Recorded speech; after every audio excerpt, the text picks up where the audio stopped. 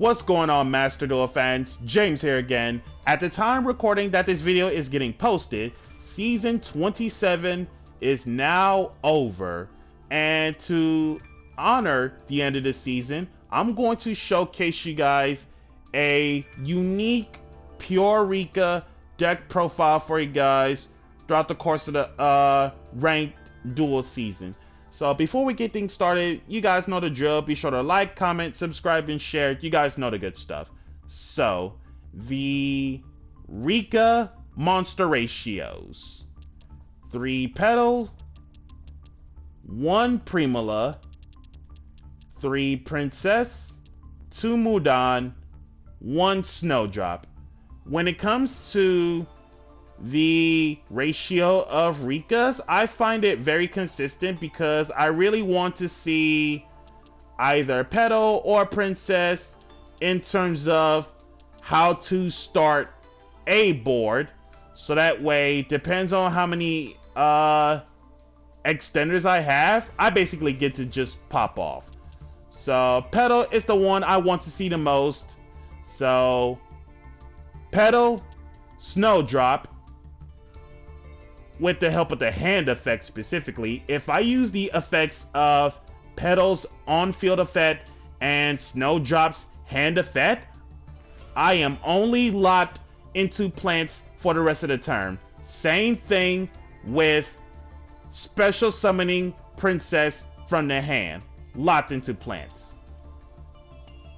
Now, Petal, it's basically Amazon's Call of Rikka, aka Rhoda or Foolish Burial, any Rikka monster.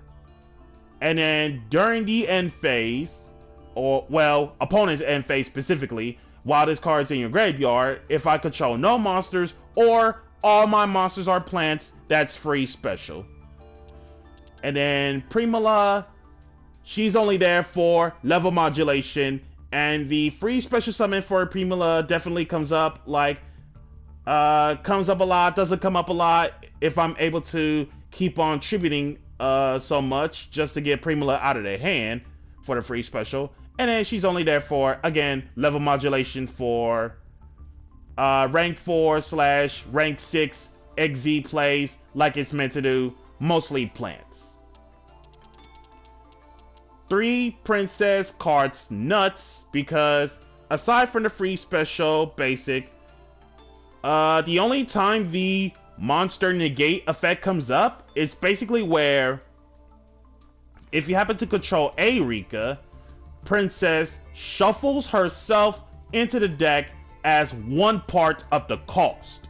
So that means they cannot call by the Graveyard, they cannot ghost spell, or anything that relates to anti-recursion of sorts, which is absolutely insane. Shuffles herself back and then tribute 1 monster as the entire cost.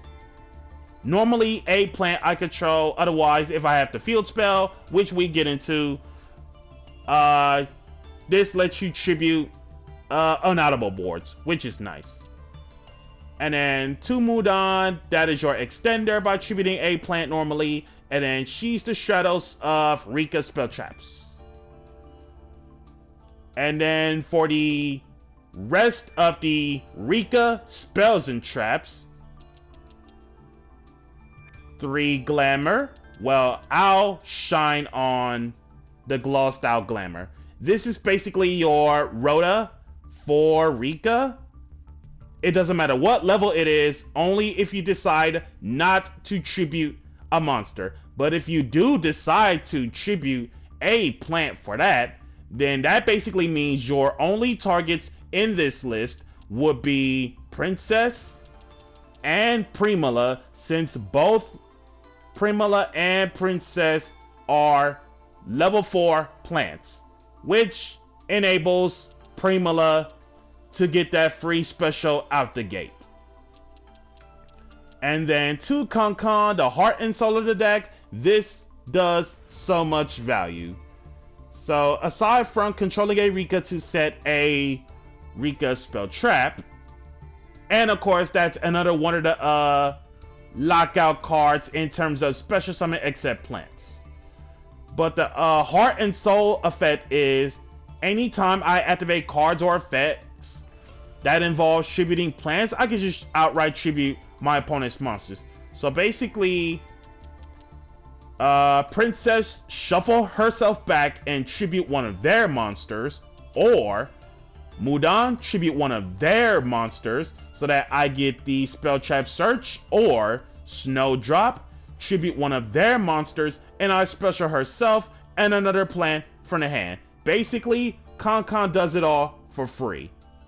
And then Flurries, on the other hand, Flurries also outs the unoutable boards as well, because most cards or effects nowadays, whether if they're basically unaffected or couldn't be targeted, I've basically done this 1 times too many against mostly tower decks and or branded decks, because the moment they have Sanctifier on the field, if I expect to see a combination of Con or Flurries, one of the two, and something else to tribute, I'm basically outright going to tribute your unoutable monster and then proceed to play the game from there, which is absolutely nice. And then 1 Tranquility, 1 Sheet, that's the leftover Rikka cards. So the Tranquility is your reborn of any Rikka in general, doesn't matter what level, but if you decide to tribute a plant, or if you have Con, tribute one of theirs so that you reborn a Rikka and 1 plant in any shape or form. And then Sheet, on the other hand, you normally target 1 face-up monster your opponent controls just so that that monster cannot activate its effects. But if you decide to tribute 1 plant or one of theirs with the help of Con, not only it can't use effects, but you get to snatch steal it, and that stolen monster becomes a plant until the end of the turn, which is nice. And then the honorary plants: 3 Lonefire Blossom, basic, the good old plant secret days. Soft once per turn, should be 1 face-up plant, self-included, special another plant for the deck, not once a turn, self-included. 3 of the best honorary plant monster ever printed. It is insane. If anyone remembers, way back when, the Life and Times of Metaphor Zoo, where you basically summon this Baboon, draw into something, put something back, and then scale the Metaphor Pendulum monster, scale effect, pop the Baboon, set the Metaphor spell trap, Baboon fetch you 2 more, and then that gives you 2 more draw cards upon normal or special. And the normal or special is not once a turn, and the destruction effect of Baboon, assuming that if you're going through them 1 by 1, the destruction effect is not once a turn. And the card to pair up with Baboon would be the 3 Fragrance Storm. Fragrance Storm plus Baboon, that's basically, you basically took all of the bad cards out of your hand and have the good cards drawn into your hand, which is absolutely insane. The case about Fragrance Storm is not once a turn, target 1 plant type monster anywhere on the field, kill it, and if you do, draw 1 card. And if you drew a plant, you get to draw another card. So 99% of the time is where Fragrance Storm plus this, you go too much pluses. And then there was a game where, up against Trap Tricks, if they have Sarah, Rafflesia, or any other Trap Tricks plant that says that they are unaffected by traps, it's basically Fragrance Storm, destroy Rafflesia because I have to go after it first, and then it's either Pinguicula, Sarah, or any other plant Trap Tricks, just so that not only I outed the Trap Tricks plants, but I get to generate too much advantage on the draw power, which is the nuts. And then Tactics Talent, 1 Ready Fusion, The one Book of Moon comes up like 70-30% ratio in terms of how often Book of Moon is being used. Book of Moon is basically really strong to take care of the extra deck mechanics that isn't fusion summon to some degree. And then 3 Forbidden Chalice card is amazing, going second, so that way I want to play through and basically bust big boards. Also, both Chalice and Imperm, I am not trying to get thrusted or talents like no tomorrow. And then 2 Cosmic Cyclone, Called by the Grave.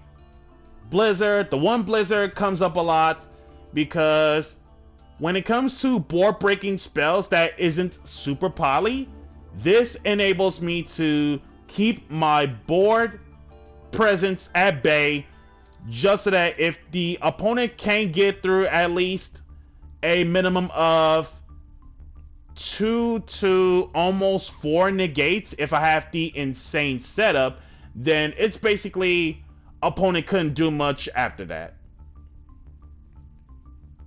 And then extra deck,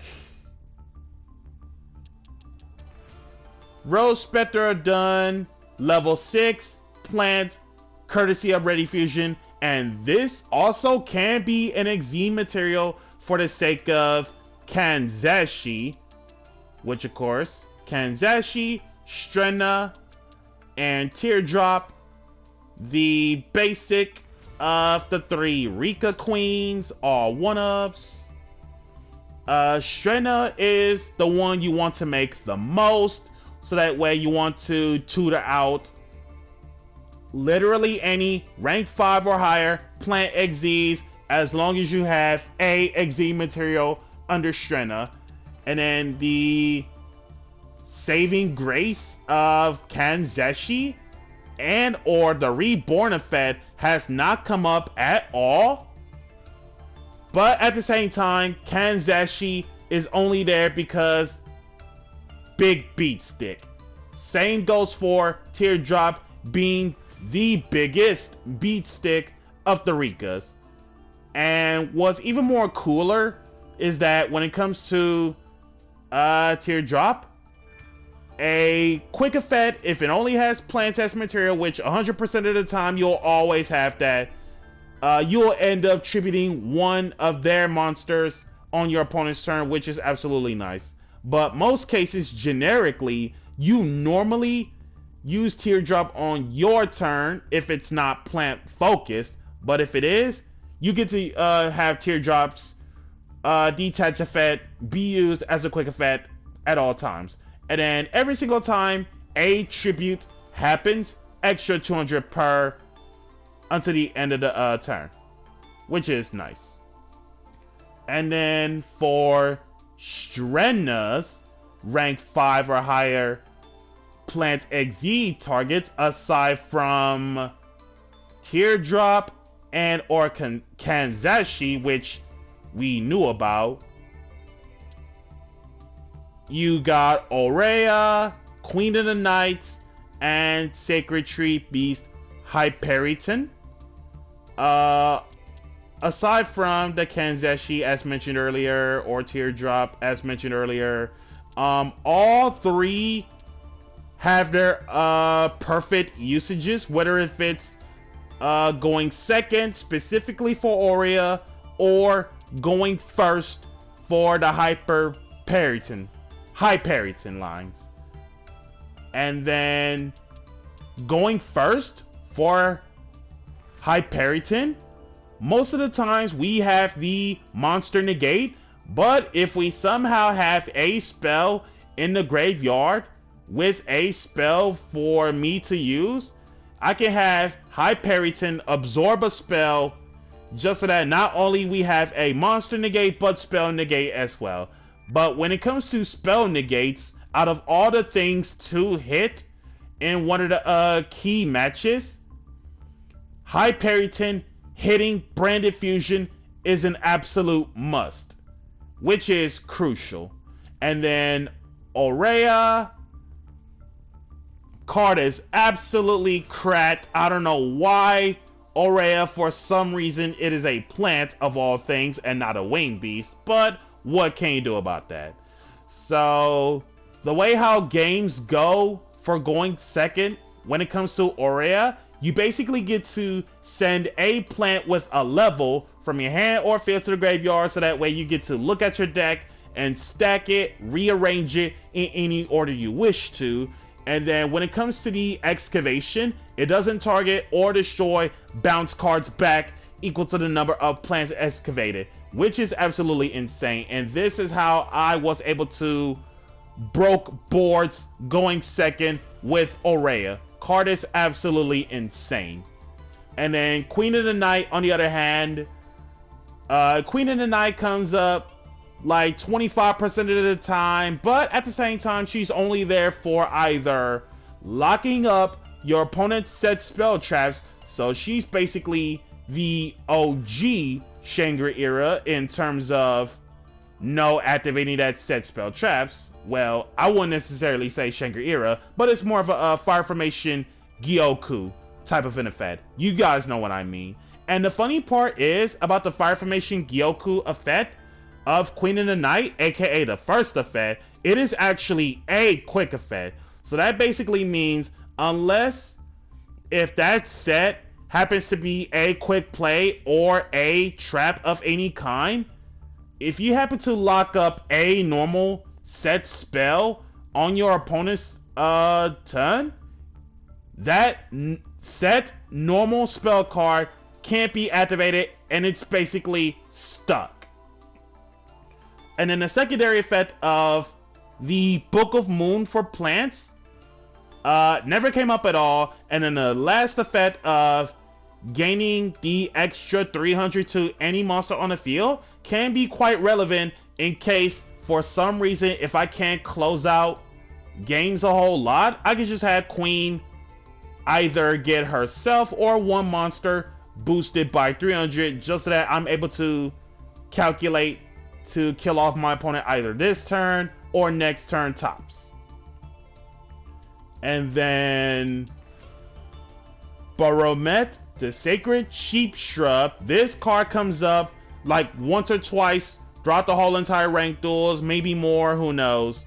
But recycling any normal trap in general, so basically your 3 imperms, Tranquility, and Sheet, which is why I play both one-ups, to recycle them back to the bottom of the deck and then draw one, so the draw one's nice.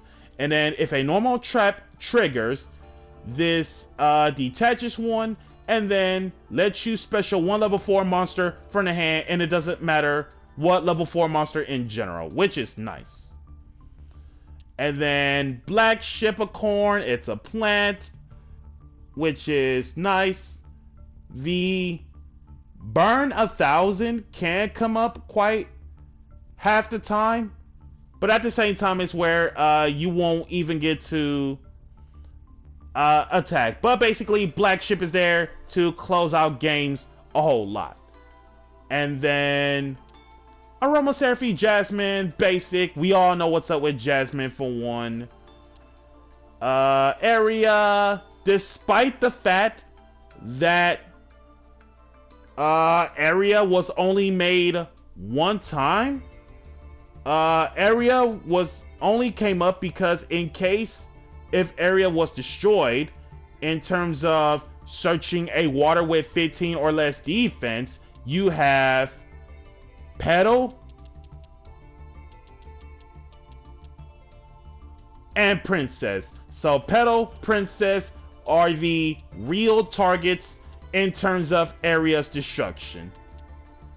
And then Tretrix Adipus card is absolutely nice because people will never really saw this one coming, because most players don't think that I don't have the extra deck space to run Tretrix Adipus, but the realest reason doing so is because in case if I expect some trap heavy decks like Lab or Dynamorphia at the very least, in terms of the trap usage. And despite the fact that Fairy Flames can outright put Adipus back, but Adipus being unaffected by traps makes it so that you are able to push yourself forward and able to gain lethal as long as you have a trap in your graveyard for the 1000 boost. And on top of that, this lets you turn off floodgates,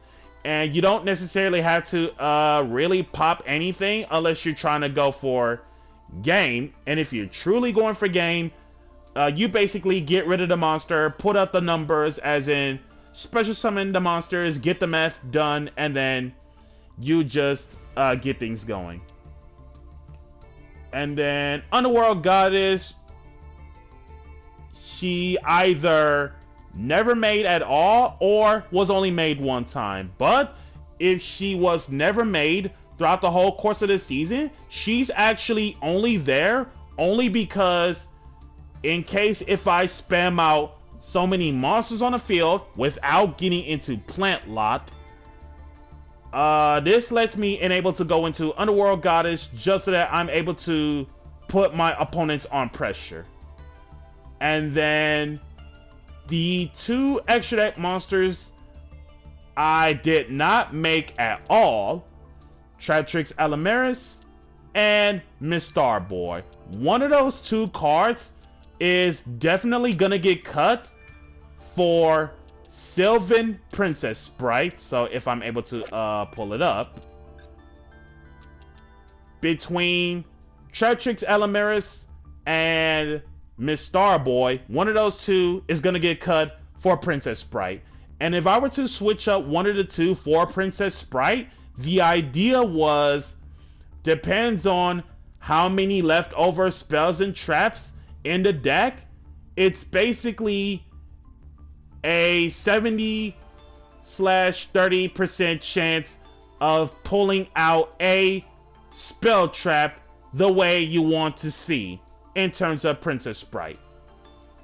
And if you're wondering on how to make it in terms of two level 1s, you have Snowdrop, target the petal, make it level 1 so that you are able to make Princess Sprite like no tomorrow.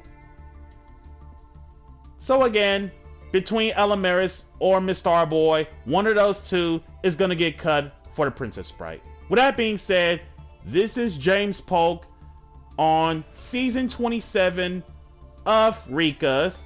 And once again, I wouldn't mind ending myself back in Platinum. So be sure to like, comment, subscribe, and share. And if you haven't already, smash the notification bell to keep yourself constantly updated. And we'll catch you guys next season.